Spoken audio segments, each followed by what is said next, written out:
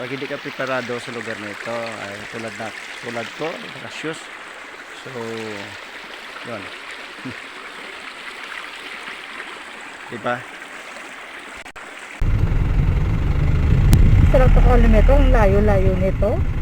Bawid ah.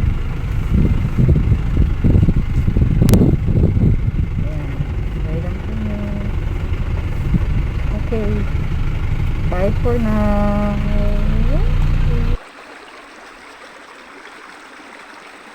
Kaya?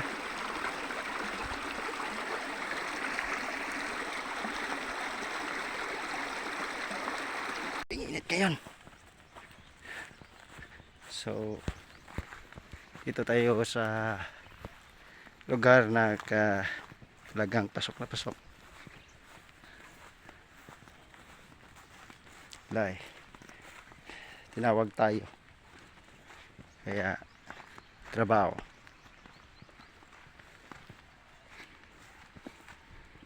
Ito yung trabaho. Alright.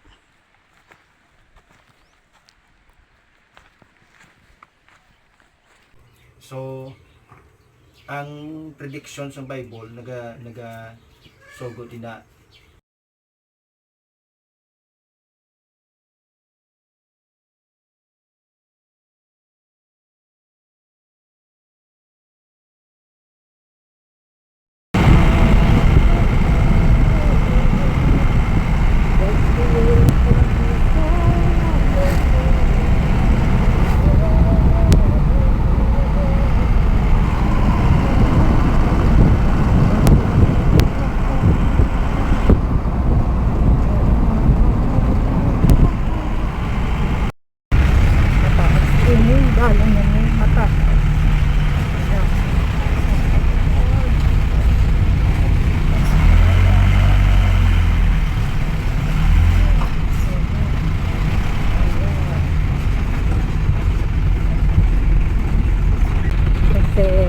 lakto namin mga 3 kilometro. Kita mo yan, yung bundok na yun, oh. Doon kami mapunta. So that's why bababa muna kami, ha, para maglakad ng 3 kilometro. Doon sa tiyak na yun, oh, yung bundok na yun, oh. Doon sa kami makapto. Oh, mga pila 5 ka kilometro ko naman. Wala. Isa lang daw kilometro ko nun. Isa lang daw kayo na kilometro. So, sa rin yun. Isa lang sa kilometro, ang layo-layo nito. Bawid ah.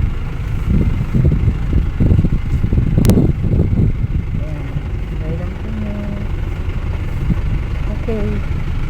Bye for now.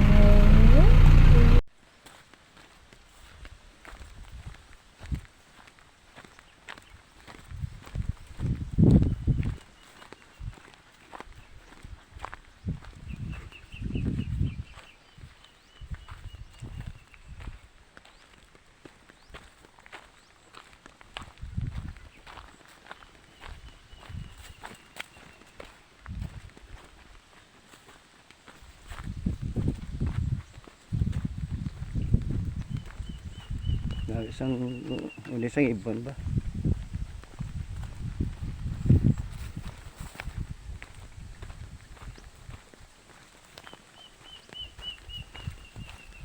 Sabi isang ibon.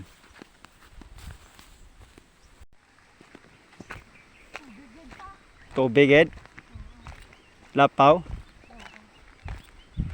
Uy, bato? May bato. This is nakasyos ako.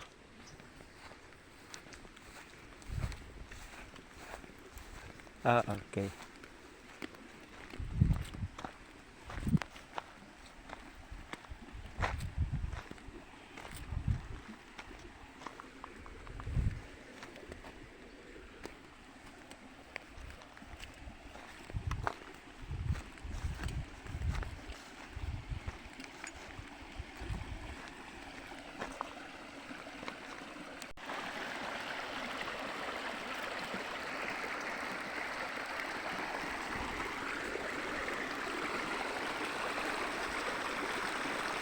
Kaya?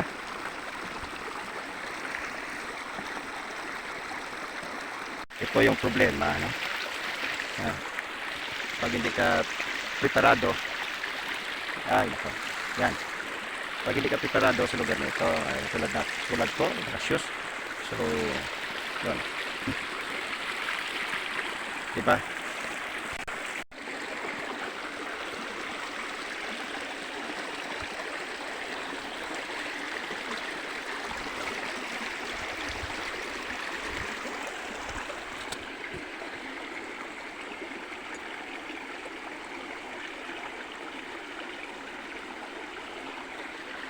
All right. This is up. Kaya tang. All right. Tayo naman, oh. Grabe. Handaan.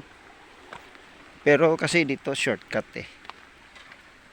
Shortcut to. Kaya kung doon na kami dumaan doon sa kabila, yung 2 daan malayo, pero dito ito lang yung problema. Yan.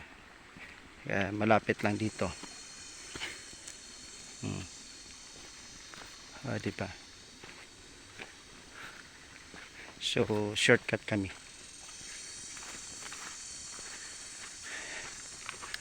Shortcut. It's my wife. Ala, nagkuha ng ilata, ano no? Umay? Dito? Where? Dito? Dito nagagi. Yan. Awa, abe ko, umay. Umay, manita ka tuod. Nga, damo ko, no? Damo hilamon. Hilamon? Oh. Dito sa biyakan. Dito sa biyak. Nagkamali ng madaanan. Come on.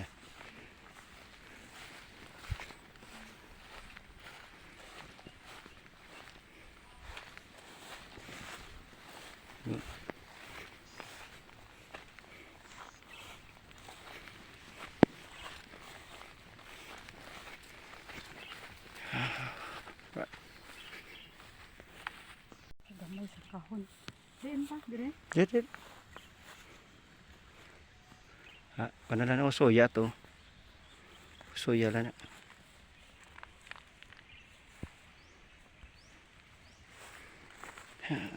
Lord. Grabe ang init ngayon. Grabe ang init. Dami to, no? Ang init ngayon. So, dito tayo sa lugar na talagang pasok na pasok. Lay. Tinawag tayo. Kaya, trabaho.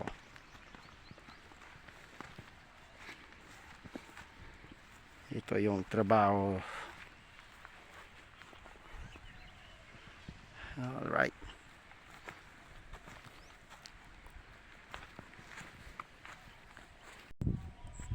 Mahirap pala kaming daanan. Dito dadaan. Hindi, check to. Galubong ako. Ato. Tapa ko. Pero. Na. Sige. Ay, lubong. Okay. Lubong. Sabi na nga ba lubong eh.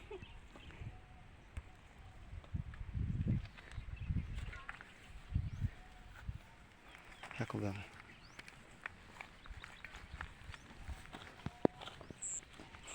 Step ko. Manigurado. Ayun.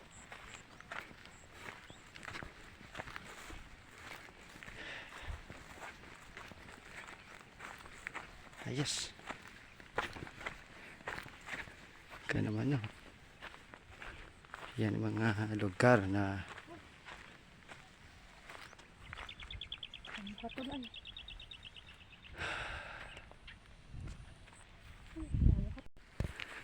Dito na rin kami.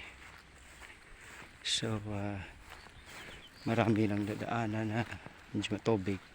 So, maputik. Kaya, yun talaga. On this other side. Yan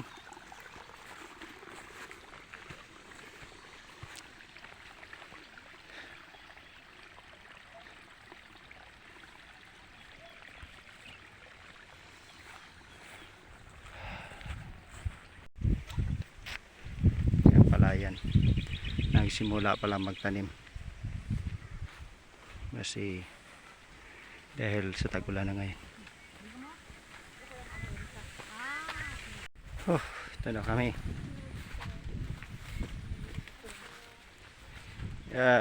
Mula sa sakyan punta dito siguro may 1 kilometro din. 1 kilometro din na nilakad. Pero sa kanila dito wala to. Mga taga dito.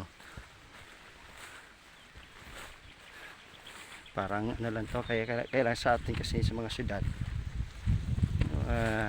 parang sa atin mahirap na. Tapos kanila dito natural lang yung pamumuhay nila dito. Yan talaga yung buhay.